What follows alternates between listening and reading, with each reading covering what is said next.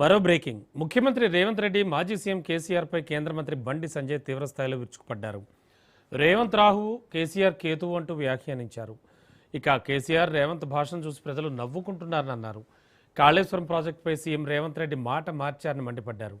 కేసీఆర్ కుటుంబంలో ఒక్కరిపై అయినా ప్రభుత్వం చర్యలు తీసుకుందా అని నిలదీశారు. అప్పుడు కేసీఆర్కి ఇప్పుడు కాంగ్రెస్కు కాళేశ్వరం ఏటీఎంలా మారిందని ఆరోపించారు.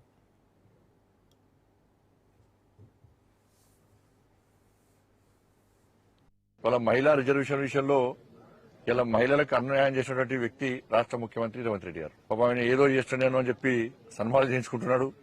ఎవరన్నా బిల్లు సక్సెస్ అయితే సంబరాలు చేసుకుంటారు తప్ప బిల్లు ఫెయిల్ చేస్తే సంబరాలు వాళ్ళు చేసుకున్నారు. దేశంలో వాళ్ళు ఫస్ట్ చూస్తున్నాను నేను. మరి రేవంత్ రెడ్డి గారు నేను చాలా గొప్ప పని చేస్తానని చెప్పుకుంటున్నాడు ఇలా. కానీ గ్రామ స్థాయిలో, కింది స్థాయిలో, గ్రౌండ్ స్థాయిలో మహిళలు ఆయన విషయంలో ఏ విధంగా చీదరించుకుంటున్నారు, ఏ విధంగా తిట్టుకుంటారో పాప ఆయన తెలుస్తలేదు. ఆయన ఇంటర్వ్యూస్ చెప్తలేదు పాప ఆయనకు. నేను చాలా పెద్దగా అయిపోయినా, ఢిల్లీని శాసించేది నేనే, తొందర అవకాశం దొరికితే రాహుల్ గాంధీ ప్లేస్ లో కూర్చోవాలి నేను. ఆయన ఆలోచన కదే. ఎందుకంటే రాహుల్ గాంధీకి ఏం తెలియదు. కాబట్టి ఆ ప్లేస్ లో కూర్చోవాలని చెప్పి తాపత్రయపడుతుంటే రాష్ట్ర ముఖ్యమంత్రి గారు ఈ ప్రజల దృష్టి మళ్లించడానికి ఇద్దరు తిట్టుకుంటారు. ఎవరెవరు? ఇటు రేవంత్ రెడ్డి గారు, ఇటు కేసీఆర్. నువ్వు చావాలంటే నేను చావని అంటున్నాడు.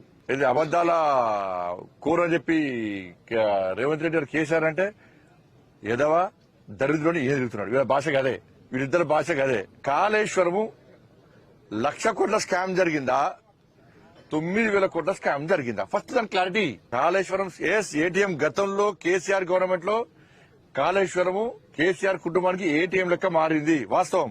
ఈ రోజు కాంగ్రెస్ పార్టీ కూడా ఏటీఎం లెక్క మారింది కాళేశ్వరం. AP CM